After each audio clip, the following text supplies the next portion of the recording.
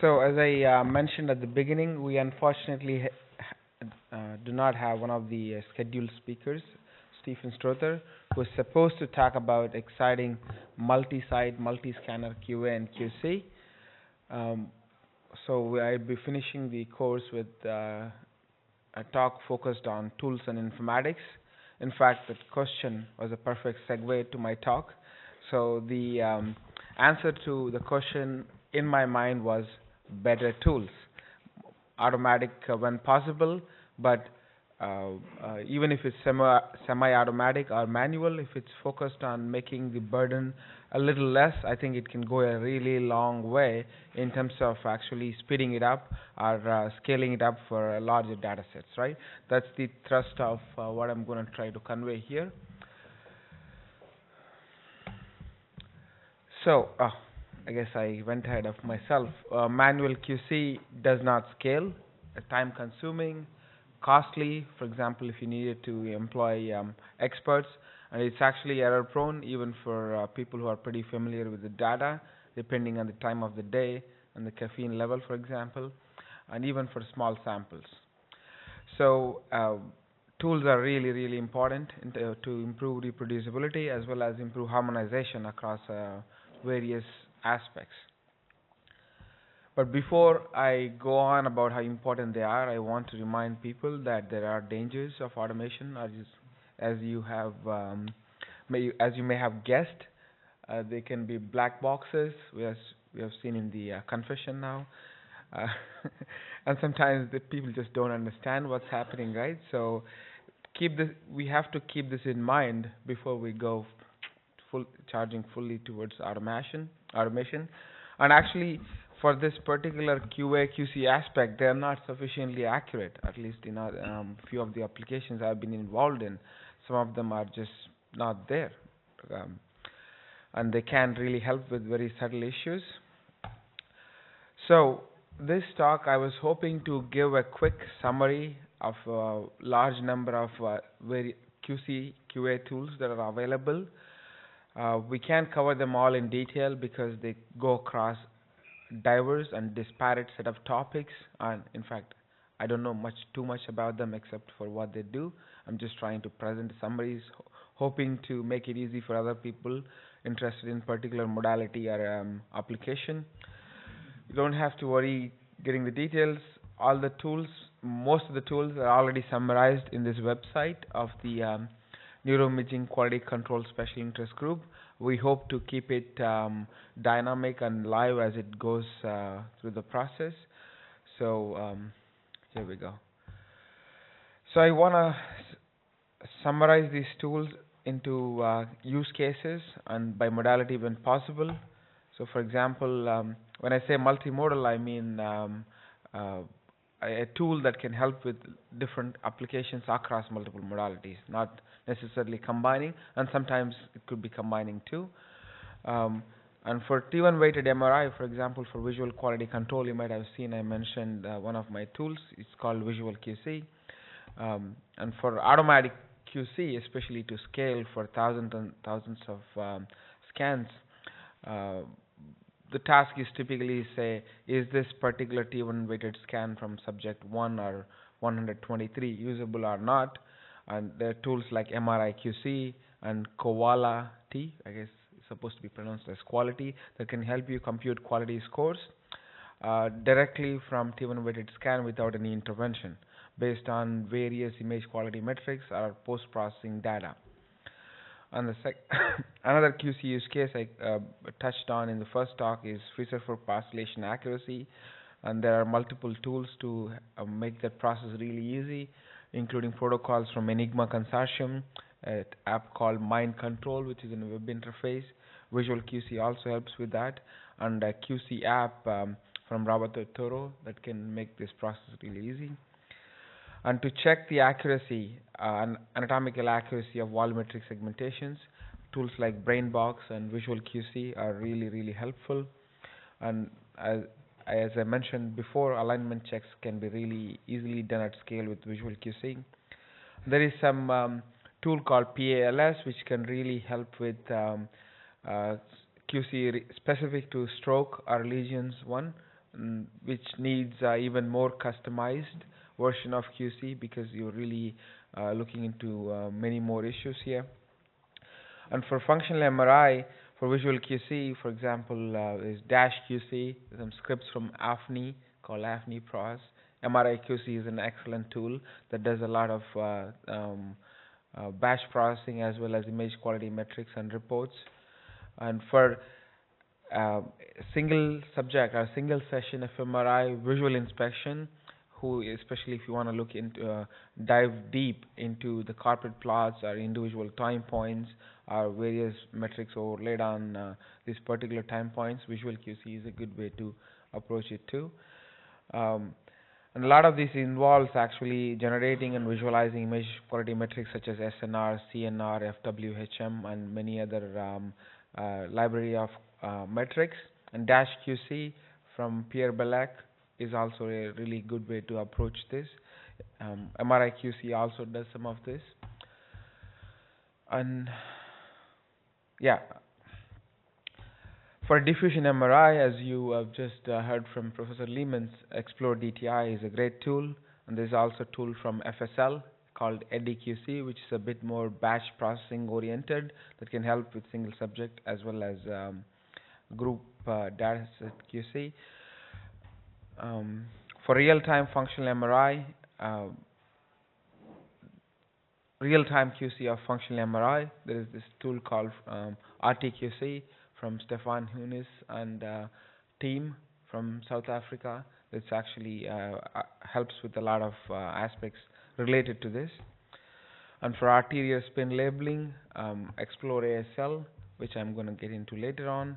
And scanner and hardware specific QC is a tool called niQC that tries to make this complicated task really easy. And more importantly, as we've talked about, as the data sets are getting bigger and bigger, we cannot do this all in a lab, even with tools, so crowdsourcing is going to be even more important, not only to reduce the burden, but also to improve harmonization, so to say. And Binder and MRI QC are a few ways to attack some specific aspects of this problem. So I want to spend a little more time on visual QC. The task for automatic classification is typically something like this. You have an input scan. You want to be able to quickly say, what, this is unusable. This is the major task. And this particular focus is appealing in a lot of QC aspects because people don't have the resources or time or interest to perform this. So automatic is better, provided if it's sufficiently accurate. For example, the ghosting artifact is very easy to be detected, or the severe ringing here, but not actually have false positive, right? So we want to be able to classify this as okay, or detect inhomogeneity really well, right? So often these tools cannot correct them, except in very basic situations. So in order to perform this visual quality control of T1 weighted MRI, this is the interface I came up with, which makes it really easy to see if there are some big issues in a collage point of view, which is highly extensible and customizable, and you can zoom anywhere to make the process easy, so you don't have to switch between a lot of tools. And you can rate a number of you can rate it with a number of artifacts and terms and freeform nodes. I hope you can see it on the right. And the idea is to generate ground truth from these detailed review. Instead of just trying to look at only 3 or 4 slices, we look at as much data in as different ways, including distributions of various metrics, to provide a rating that can be treated as ground truth, which is actually quite important for many different tasks of QA, especially if you want to build predictive models that can detect these, right? So you need ground truth. So, and some sort of outlier help. There is something wrong. The paste map is too large in this data, for example, is one way to alert. So that could really help speed up this process, because what happens is as we go through this, people are not paying enough attention. So some sort of guidance is really helpful. And in fact, this includes options such as I am tired. So you don't want to be rating when you're tired and you move on and get back to it. This point is important because people don't often realize this when they are rating, right? Um, so the next tool I want to quickly summarize is niQC, which is an excellent tool actually for various reasons. Um, it the primary purpose I think it's used at this point is automatic classification of scans, either low quality or acquisition issues with T1 weighted MRI and fMRI, and it's extending quality assessment protocol published by Cameron Craddock and colleagues back in the day, and it's actually very well implemented, integrates super nicely with BIDS format, where Paul Racklab is leading this, and very easy to use on OpenNeuro, especially if you have data set, functional data set and T1 data sets in BIDS format or as a command line app. We can't go into details on everything it does, but take a look. It also produces a lot of reports on image quality metrics, which can be helpful in detecting outliers and are getting back to some interesting subjects in a big group, for example. As I mentioned, Koala T is another app that can compute scores for a given T1 weighted MRI scan and visualize the whole data set to help you quickly pick out bad scans, or at least semi-automated effort to reduce the QC burden, so you can only look at few of them instead of having to go through everything. I mentioned Visual QC Freesurfer before. The purpose of these customized and integrated tools is to reduce the QC burden, right? So, for example, by giving you a full collage overview and ability to zoom in wherever you want to, if you spot some mistakes, or removing surface overlays, or for example zooming in the full surface visualizations would make the process super easy, which otherwise is quite hectic and time consuming, and sometimes erroneous because you are switching between a lot of tools, right? So in fact, I have a poster on this tomorrow or Wednesday showing that this particular protocol produces much less false positives with higher error detection rate compared to Enigma protocol. And yeah, so this is the Enigma protocol I was just mentioning. This protocol, I think, was originally developed with a focus on achieving reasonable quality assessment, but at scale, at like thousands and thousands of scans. It works reasonably well for certain aspects, and it's actually adopted in Enigma consortium. It can be really helpful to inform other more comprehensive workflows. As you might have seen this in first talk, Visual QC can really help with checking alignments across modalities and various aspects really quickly. And Mind Control is another app for visual quality control. Takes a different approach where we start with the distributions from a entire data set and focus on outliers, or focus on a particular ROI you might be interested in, and then zooming into the particular subject that might be cause of concern in various ways. By linking descriptive metrics, imaging viewer, editor, and annotation, especially if you want to quickly edit an error in ASEG or apart plus ASEG, it can be done. And because of its design, it makes it really easy to collaborate and be used in various ways. Note, I put links to the original tool or data whenever possible, so when you get the slides, you can always dig in later. There's another similar app is called QC app from Roberto Toro, Katya Hure, and team. This is more focused on quicker assessment of segmentation accuracy, for example, in this case, cerebellum. And on the left, you can see the whole data sets, and you can quickly look and rate the particular subject in a way and move on.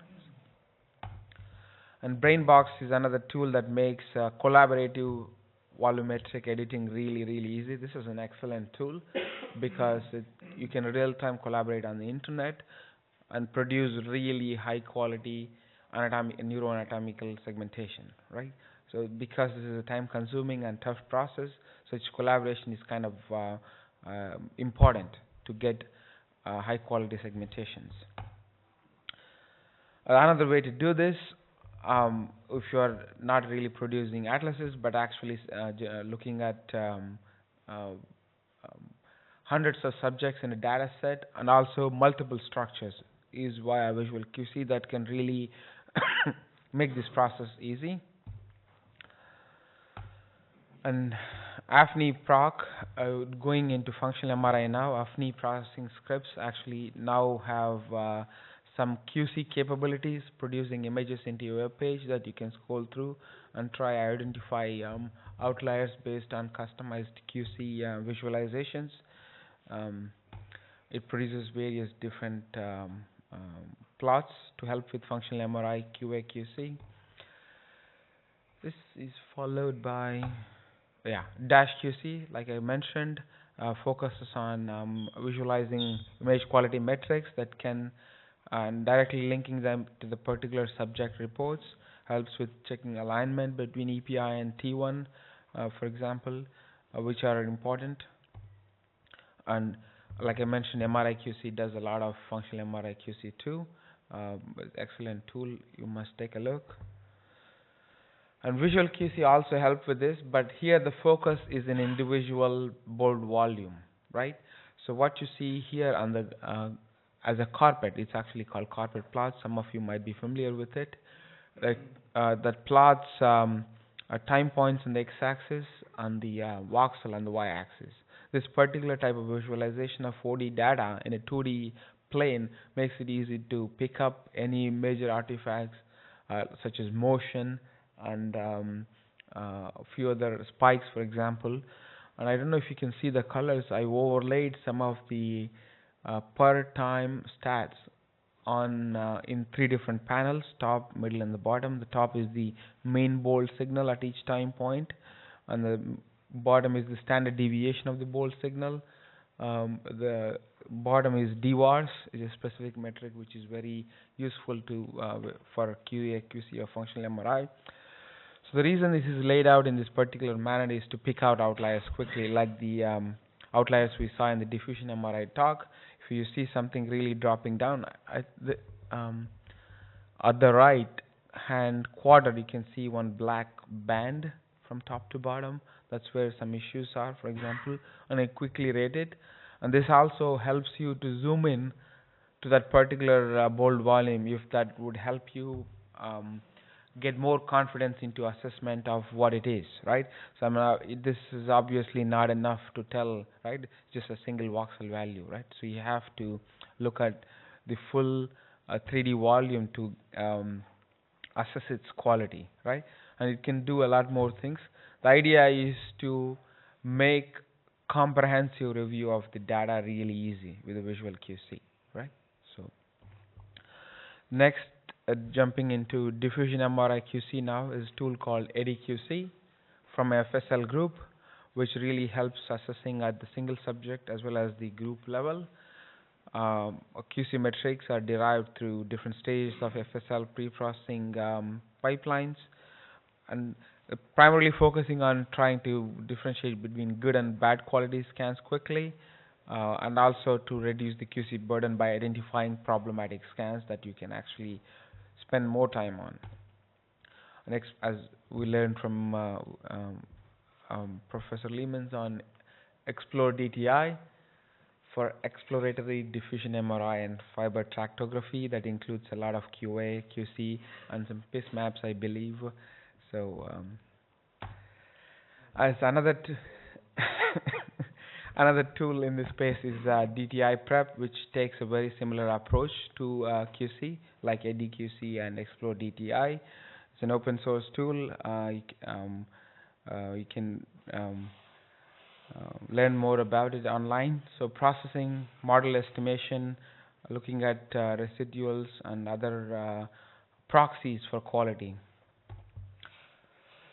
So just like functional MRI, Visual QC helps you go through diffusion MRI data also, because both are 4D data instead of time point. This is actually wrong graphic. I'll correct it. It should be gradient along the x-axis, and we can overlay diffusion MRI specific metrics here, which can help you quickly rate the quality or make some notes. Uh, so for comprehensive assessment, this makes the process easy, and you can also zoom into different volumes as you wish. So now jumping into special types of modalities, which is, for example, real-time functional MRI here. RTQC toolbox helps with a large number of aspects related to the quality control. Um, I'm not an expert on this particular modality, but I hope you can go to the website and get more details into this. But I guess it also has, it takes the same approach as many other tools to provide customized visualizations with focus on assessing the quality and producing reports and a regressor for denoising, for example. And for ASL, arterial spin labeling modality, there is a toolbox. In fact, this is a great community effort that are trying to build a collaborative framework that facilitates cross-pollination between methods, image processing methods, people, and clinical investigators to try improve the quality of ASL analyses.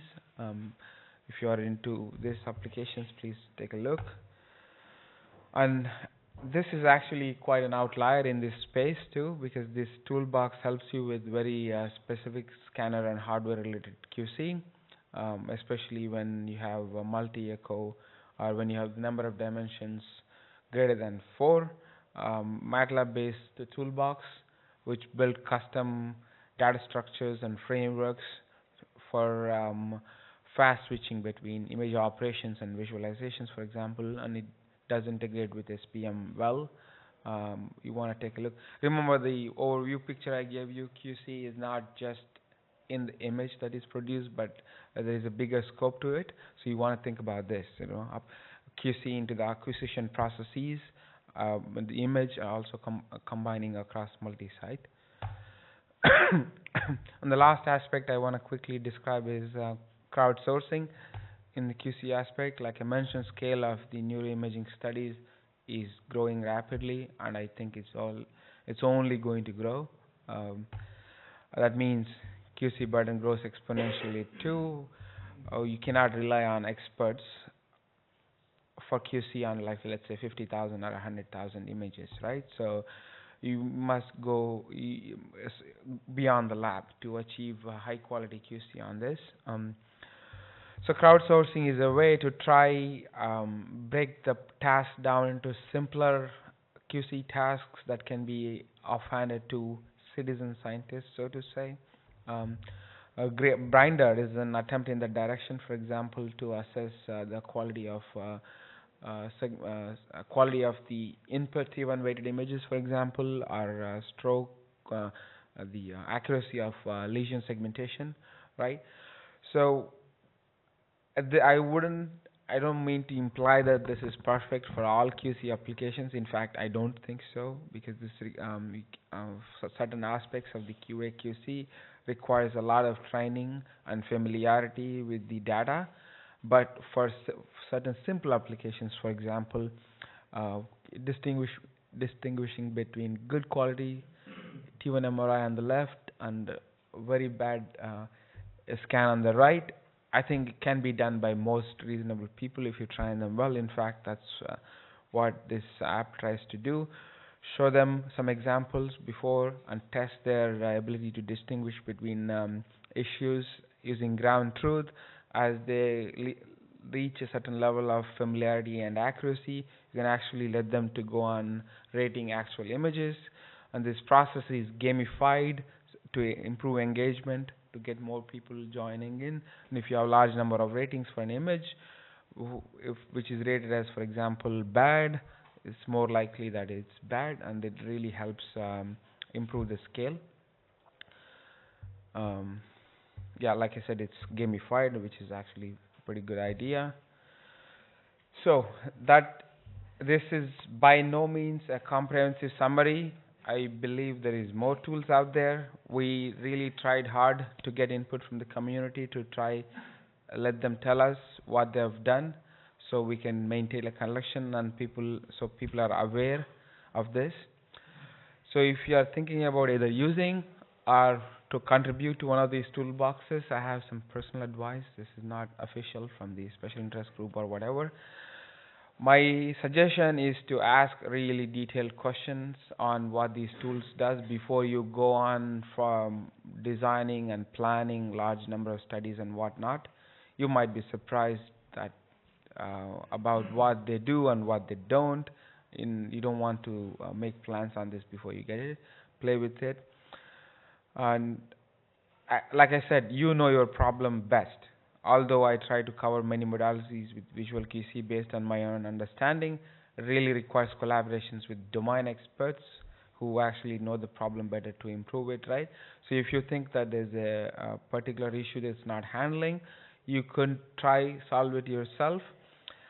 But I would highly, highly recommend try not reinventing the wheel. It's a wasted effort. It's not worth it. Contributing to open source tools is the way to go, but don't compromise on the quality because you know your problem best. So it's a little game.